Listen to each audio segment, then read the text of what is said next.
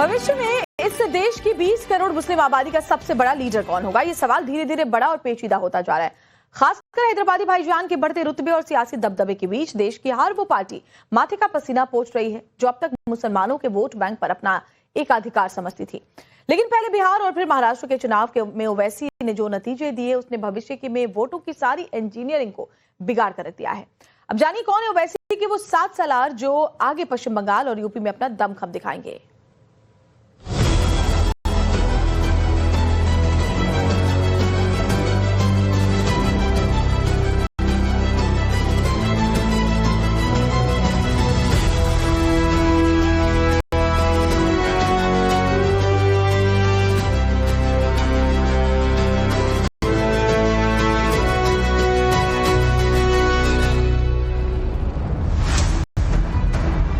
हिंदुस्तान की सियासत में तूफानी बवंडर लाने को बेताब है ओवैसी के सालार। किसी ने सोचा हो या ना सोचा हो, लेकिन हैदराबादी भाईजान ओवैसी ने जो सोचा वो धीरे धीरे सच होता जा रहा है। हिंदुस्तान की 20 करोड़ मुस्लिम आबादी को अपनी तरफ चुंबक की तरह खींचते चले जा रहे हैं ओवैसी, और जितना खींच रहे हैं उतना ही विपक्षी पार्टियों में खौफ भी पैदा कर रहे हैं।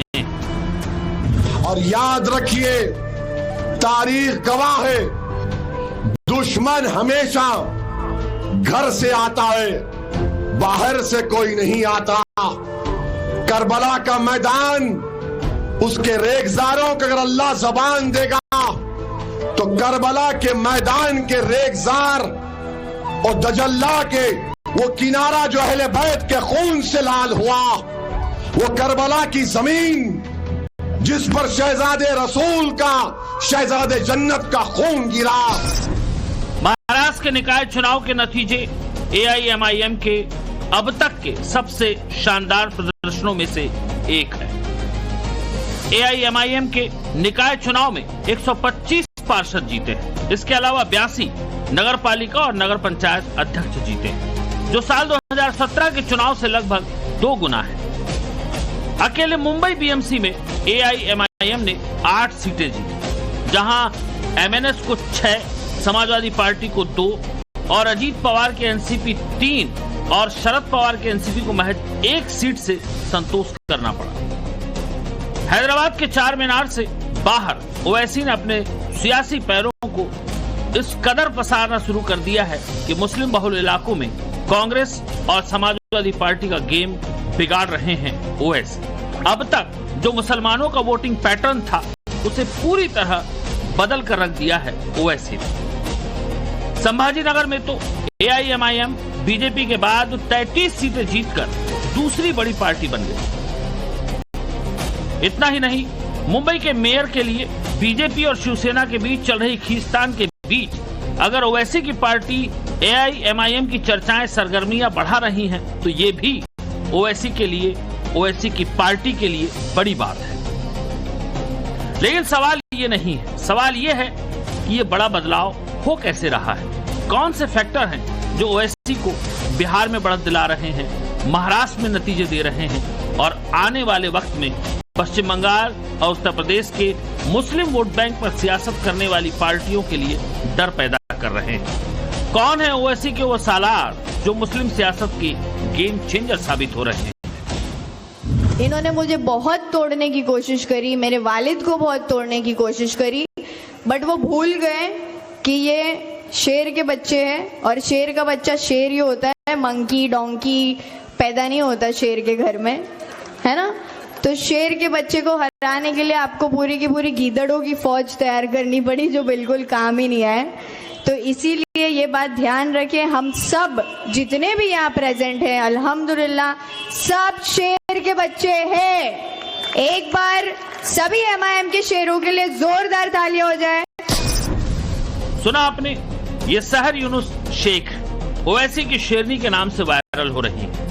महाराष्ट्र निकाय चुनाव में जीत के बाद सहर यूनुस ने जिस अंदाज में मंच संभाला, जिस तल्ख लहजे में अपनी कौम को संदेश दिया, वो बताता है कि ओवैसी के सालार लहरों पर सवार है। ऐसा हराया। अस्सलाम वालेकुम। जोर से चाहिए आवाज रिप्लाई में। जीत गए यार, खुशी के साथ जवाब दो। अस्सलाम वालेकुम। कैसा हराया? अल्हम्दुलिल्लाह।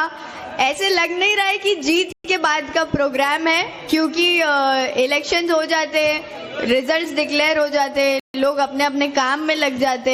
बट अल्हम्दुलिल्लाह अल्लाह ने इतनी इज्जत बख्शी है और इतना प्यार नवाजा है मेरे वालिद साहब को, मुझे, और इस बार पूरी की पूरी MIM पार्टी को अल्हम्दुलिल्लाह कि सभी लोग इलेक्शन के बाद भी बुलाने पर उसी तादाद में अल्हम्दुलिल्लाह यहाँ मौजूद है। मुस्लिम वोटर्स को अपने पाले में लाने के लिए समाजवादी पार्टी ने एड़ी चोटी का जोर लगा दिया था। 3 बार के विधायक अबू आजमी ने पूरी ताकत झोंक दी।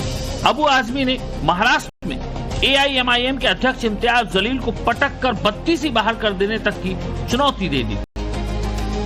ये जो है ये औरंगाबाद वाला बहुत बात करता है, अबे मैं उत्तर प्रदेश का पटक दूंगा, 32 से बाहर निकल जाएगी, पता नहीं चलेगा कहां चला गया। लेकिन पेशे से पत्रकार रहे औरंगाबाद के इम्तियाज जलील ने भी नहले पर दहला दिया। 32 के 32 दांत गिरा दूंगा। ये अबू आसिम बोल रहा है किसके लिए? मेरे लिए। अब लाल टोपी के ठेके सुन, तेरा हिसाब निकालता हूं। अब ये जो लाल टोपी वाला है, ये इलेक्शन कैसे लड़ता है सुनिए आप लोग। लोकसभा का इलेक्शन आया तो मैदान में कूद पड़ता है। 2014 के लोकसभा इलेक्शन के अंदर अबू आसिम की समाजवादी पार्टी ने इलेक्शन लड़ा। लोकसभा का वोट कितने मिले?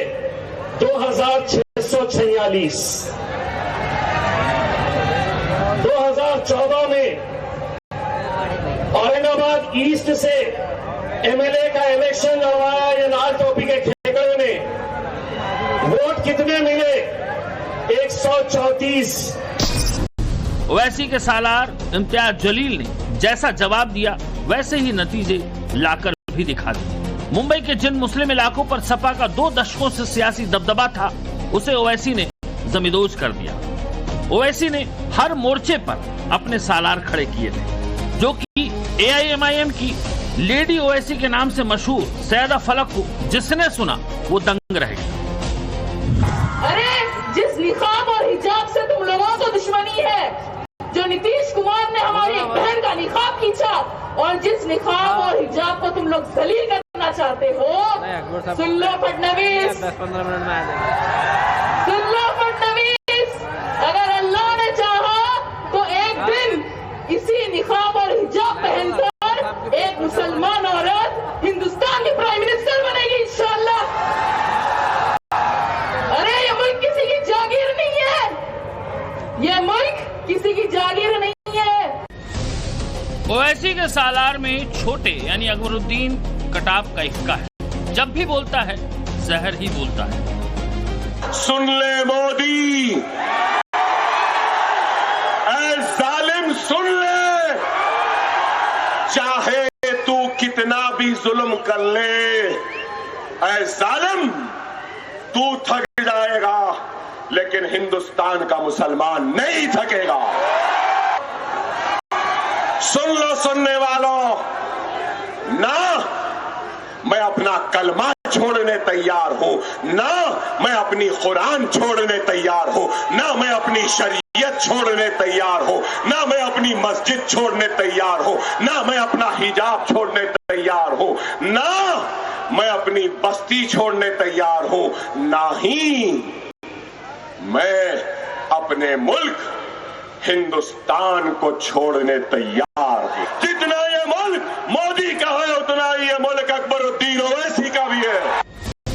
5 बार के MLA और AIMIM के तेलंगाना विधानसभा में फ्लोर लीडर अकबरुद्दीन ओवैसी की पार्टी के स्टार प्रचारक के साथ साथ सबसे ज्यादा विवादित लीडर है। साल 2012 में दिया गया 15 मिनट वाला बयान जिसने उन्हें सबसे ज्यादा सुर्खियों में लाया। अकबरुद्दीन ने कहा था कि हिंदुस्तान में 100 करोड़ हिंदू और 25 करोड़ मुसलमान हैं। 15 मिनट के लिए पुलिस को हटाकर देखो, पता चल जाएगा कौन कितना ताकतवर है। लेकिन जैसे जैसे ओवैसी की ताकत बढ़ रही है, ओवैसी की टीम में धार भी आ रही है।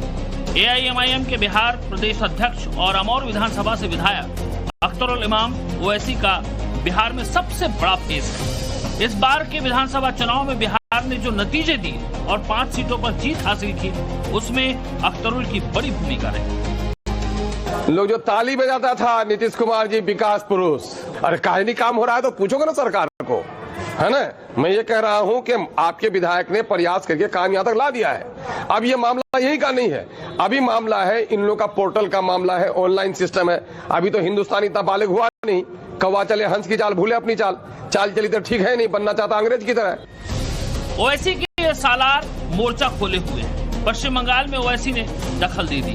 मुर्शिदाबाद में नई बाबरी मस्जिद के निर्माण को लेकर पश्चिम बंगाल में छोटे ओवैसी यानी हुमायूं कबीर ने जो ममता बनर्जी का समीकरण बिगाड़ा है और जिस तरह से ओवैसी की पार्टी ने हुमायूं कबीर का साथ देकर एंट्री ली है, वो हर किसी के लिए चुनौती है। लेकिन चिंता और चुनौती यूपी को लेकर ज्यादा है। महाराष्ट्र निकाय चुनाव के बीच से ही ओवैसी ने संभल की जामा मस्जिद पर बड़ा खतरा बताते हुए दिखा दिया कि यूपी में उनकी एंट्री कैसे होने वाली है। नरेंद्र मोदी की सरकार ने हमारे देश में वक्फ का काला कानून बनाया, जिसके जरिए से मस्जिद, दरगाह, खानका, कब्रस्तान को छीना जा सकता है। और मेरी बात याद रखो, खुदा ना खास्ता संभल की मस्जिद अब परेशानी के माहौल में आ चुकी है कानून बनने के बाद। क्या तुमने नहीं देखा कि दिल्ली में 100 साल पुरानी मस्जिद है, सर्वे होता है, मस्जिद कमेटी को नहीं मालूम, सर्वे हो जाता और सुबह 1 बजे बुलडोजर लाकर उस मस्जिद की जो जायदादें थी तमाम को तोड़ दिया गया। ओवैसी की नजर यूपी पर है। 2027 के चुनाव में ओवैसी बड़ा खेल करने के मूड में है। एआईएमआईएम के प्रदेश अध्यक्ष शौकत अली ने आजमगढ़ में जिला कार्यालय का उद्घाटन भी कर दिया है। यानी एआईएमआईएम ने तैयारी शुरू कर दी है, क्योंकि मौका भी है और दस्तूर भी है। सैलाब को भांपने वाले ओवैसी को यह एहसास हो चुका है कि भटकता हुआ वोटर माना जाने वाला मुसलमान विजय रथ को देख रहा है। कांग्रेस और समाजवादी पार्टी से इस्तेमाल होने वाले मुसलमान के मूड को बदलने का यही सही वक्त है। Bureau report, times now.